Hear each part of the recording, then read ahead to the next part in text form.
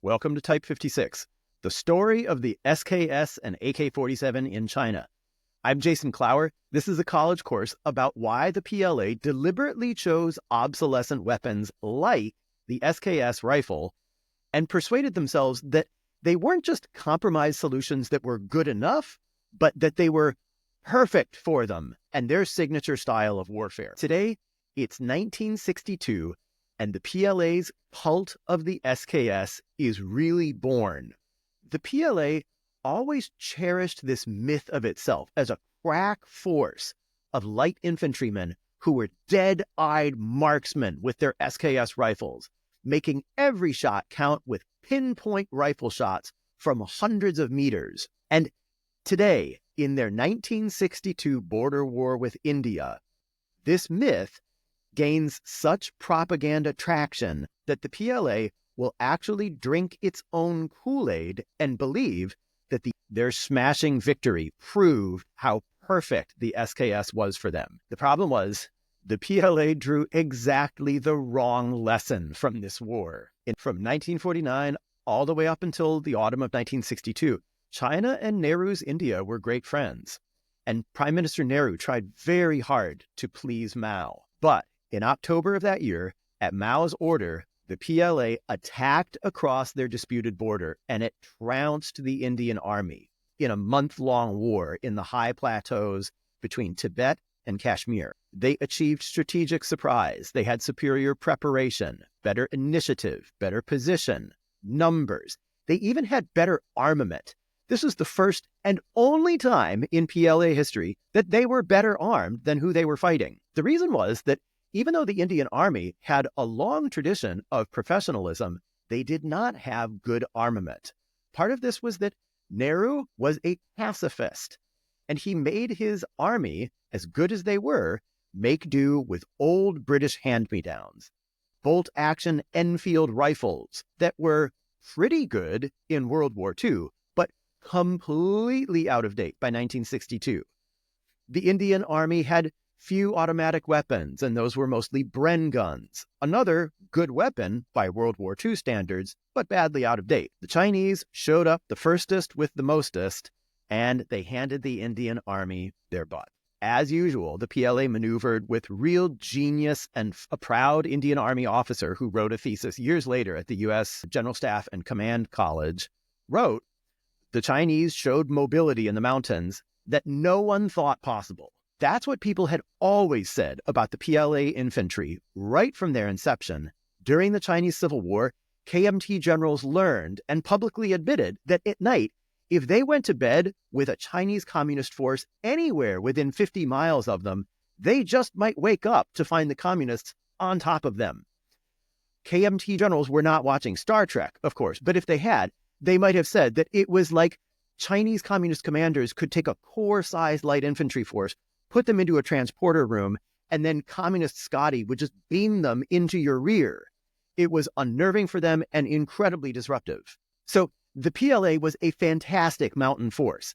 And in 1962, they were still less than a decade out from the Korean War, so they were still in fine form. And PLA soldiers frankly wowed their Indian enemies by their hardihood in the high-altitude Himalayan wasteland. And they just worked their usual wonders with light infantry tactics that were built on small, light fire teams. The poster boy for those PLA tactics was a young Communist Party member named Pang Guoxing. He was decorated and widely celebrated after the war as the PLA's textbook exhibition of Chinese Communist light infantry's flair for aggressiveness and improvisation and initiative, and the utility of their SKS carbine. Early in the war, Pang was part of an infantry company that was supposed to seize a crucial peak somewhere that was defended by Indian machine guns. Pang was going to be part of a small detachment that was sent ahead, and in signature PLA style, they were going to creep through the darkened valley ahead of their company, and they would be loaded down with hand grenades, and they would sneak right up to the foot of the enemy position. And then once they were there, they were going to throw the famous Chinese concussion grenades, and the attack went off exactly as it was supposed to. The Chinese scouts appeared suddenly at close range, charging right in after their concussion grenades, and with these thunderous explosions going off, the Indian defense collapsed almost instantly. So the PLA advance guard followed standard PLA doctrine to the letter. They pursued the fleeing defenders as fast and as far as humanly possible. They were going to fully exploit their breakthrough, and each man was supposed to chase and kill whatever enemies he could find, with no regard to maintaining cohesion or communication with his own comrades, or even keeping them in sight. That is what our hero, Pang Guoxing, did. At the end of his pursuit, once he finally stopped, he found that he was lost somewhere in the rear of the Indian army. So again, he followed his training. He assessed his situation, and then he judged it prudent to continue infiltrating still farther behind enemy lines, all alone. As Pang was doing this, other guys were doing the same thing. And Pang linked up with a handful of them, and they formed a tiny little unit, at first of 4 guys. Pang was not the highest ranking among them. He was an assistant squad leader, a fu banzhang, which is roughly equivalent to a corporal, but he was still elected the leader of the 4-man improvised band because he was the only Communist Party member. So they elected him their leader.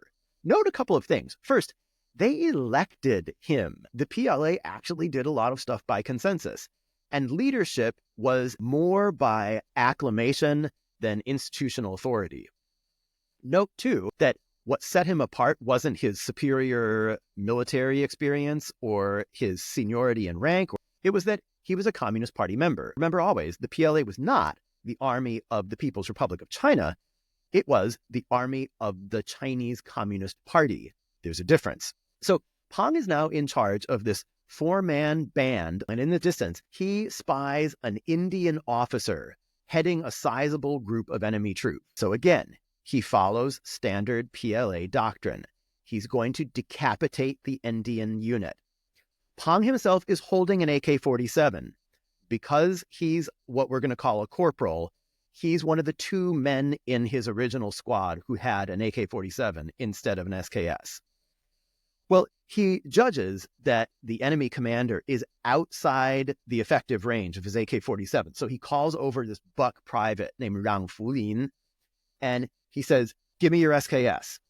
And he trades guns with Yan, and he lines up the Indian officer with his SKS, and with one crack shot, he fells the Indian commander. And then, this is what the Chinese propaganda story tells us, as soon as the Indian troops see their officer dead before their eyes, they melt away and flee. And now, with that one shot, Pang and his 3 buddies have neutralized an Indian force of platoon size, or maybe greater. So, encouraged by their success, Pang and his infiltrators then creep along further, and they envelop an Indian artillery battery. Once again, using rifle fire, they drive off the enemy gunners, and they capture 3 field guns. This is a big deal. They decide, that was so easy, we're just going to repeat the trick.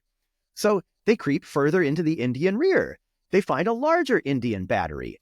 They line up on 3 sides of it with just 4 guys, and they conduct a little miniature envelopment attack. And again, at least this is what the propaganda stories say, they frighten the Indian defenders who think that they've been surrounded by a much larger force. And the Indian gunners actually blow up their own guns and then retreat. By this point, Pang's tiny force has picked up a couple other guys, and Pang decides, since they've met 0 effective resistance, he's actually going to divide his little band into 2 separate fire teams. And they're both going to continue conducting guerrilla warfare and sowing chaos in the enemy rear. The stories say that by the end of the day, when PLA forces finally catch up with Pang and his little band, they are 9 miles in the enemy rear.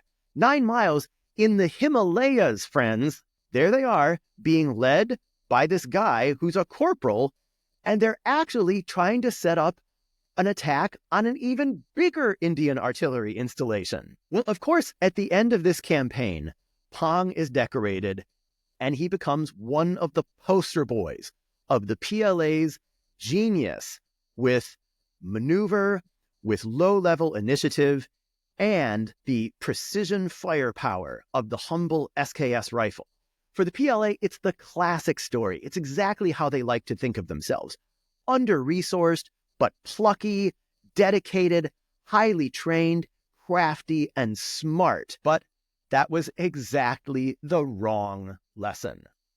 The real lesson that the PLA should have drawn from their Indian war was they love firepower. They had overwhelming firepower. For the first and only time in the PLA's military history, they had more and better machine guns. They had more and better submachine guns in the AK-47. Even in the humble SKS, it still bested the Indians' poor bolt-action leftover rifles. So the real lesson for the PLA was not that SKSs were all they needed. The real lesson was, whatever they do, they should always make sure that they have more firepower than whoever they're fighting. This is really well illustrated by Pang's own story. Look at this famous photograph of Pang, the poster boy of the SKS, and his two poor guys in that guerrilla adventure. Do you notice anything? Among the three guys, there are two AK-47s. There's only one SKS. That SKS, held by a buck private, is the one that Pang borrowed to make his famous sniper shot against the Indian commander that started this whole rampage. It just so happened that among the stragglers that Pang picked up behind enemy lines, most of them were squad leaders and assistant squad leaders, junior NCOs. And so, as a matter of standard issue, they had AK-47s. Something tells me that when they launched these surprise raids that caused the Indians to believe that they were being attacked by a much larger force, the firepower of the AK-47 had something to do with giving that impression, especially against an enemy who was used to using bolt-action rifles and had even less automatic firepower than the PLA itself. So I think one of the real lessons of the Indian War was that the PLA needed more AK-47s, not less. This is really well bolstered by the story of the Indian War's other great PLA hero, who is an ethnic Uyghur PLA soldier named Ismail Mehmet. Mehmet was a squad leader in the mostly ethnically Uyghur 3rd Cavalry Regiment. In the whole PLA, the idea of a cavalry regiment was new and experimental. It really meant a motorized infantry unit, foot soldiers who move around by truck. So Mehmet and his squad were attacked while they were in their truck from just 50 meters away by an Indian Bren gun that disabled their vehicle with their first burst. It stitched their engine and their truck stopped dead. Mehmet and his guys had a heavy machine gun, but it was mounted on top of the cab of their crippled truck, and they were inside. So they had a heavy machine gun, but it was out of reach. And they were pinned down in the truck by enemy fire. So the only way for them to bring their machine gun into action was for somebody to climb up on top of the stricken vehicle, expose himself almost suicidally, try to wrench this heavy machine gun off its fixed mount, and somehow orient it toward the enemy that would be peppering them with automatic fire the whole time. To buy time for this to happen, squad leader Mehmet jumped out of cover in the truck with his AK-47, hit the ground behind the truck, and started drawing the fire of the Indian ambushers. Immediately, Mehmet was shot through the arm and the chest, but even so, he was still able to rip off a 30-round magazine from his AK-47, and then, wounded, reload and fire a second magazine, all the while doing his best to occupy the enemy soldiers and draw the fire of their Bren gun, while his own guys were scrambling up on top of their truck trying to get their heavy machine gun into action. Mehmet got wounded in the chest again while he was loading his third magazine, but even so, he completed the reload and he kept suppressing enemy fire with automatic bursts from his AK-47. This gave his men enough time that they were actually able to open up with their heavy machine gun, achieve fire superiority, and win the firefight. Mehmet did not survive, but he became the poster martyr for the PLA in the Indian War, and also a fine example of an ethnically Uyghur soldier who is loyal to the People's Republic. Mehmet's battle was quintessentially modern. It was a close quarters fight to overwhelm the other side with volume of fire. His squad survived because of its heavy machine gun, and because Mehmet was able to temporarily gain fire superiority with his AK-47. Mehmet fired around 90 rounds in a few moments and reloaded twice while under fire and while wounded in his right arm. None of that would have been possible with an SKS. Nobody could have fired off single shots with an SKS, loaded 10 more rounds in with a stripper clip, do it again, and repeat the whole process 8 more times. Impossible. But in spite of this story, which could have told the PLA all that they needed to know about the importance of automatic fire at the squad level, it was still the SKS that was lionized, not the Kalashnikov. The SKS was actually praised for its brisk rate of fire, and Chinese accounts of the war consistently celebrate the advantages of the semi-automatic SKS. That was the wrong lesson. They could have figured it out from the story of Pang Guoxing, who led the 9-mile rampage into the Indian rear. Even if that wasn't enough, the story of Sergeant Mehmet could have solved it for them. The real money for them was in having more firepower than whoever they were fighting. And in the Indian Army, it just so happened they'd been fighting the only large army in the world that had even less firepower than the PLA at the squad, platoon, and company level. So, not to beat this to death, but the lesson that they should have learned was they loved having superior firepower. And since this luck was never going to come their way again unless they armed up above the level that the SKS gave them, that's what they should have done. But the whole story was just too good. It fit their self-image and their self-mythology too well. It confirmed the romantic image that they had of themselves as these smart, one-shot, long-distance killers. They seem to have concluded that they were blessed with this wonderful weapon, the SKS. In reality, though, they were only blessed to have fought a pushover like Nehru's pacifist India. Again, no shade on the Indian Army. They were lions, but they were lions that had been starved by Prime Minister Nehru. China was never going to be able to repeat this trick against the United States, the nationalist Chinese, or any other army they could ever face again. The true lesson for the PLA, the one that it failed to learn, was that fortune favors superior firepower. Instead of complacency, the PLA should have celebrated its victory over India by vowing to upgrade its weapons again so that they could keep outgunning their enemies, not just the Indian Army and their obsolete bolt-action rifles. The Chinese military misunderstood. They thought that they were in love with the SKS. They weren't. They were in love with firepower. I'm Jason Clower. This has been Type 56, the story of the SKS and AK-47 in China, a continuing series about why the PLA deliberately chose obsolescent weapons. If you like this sort of content, please like and subscribe.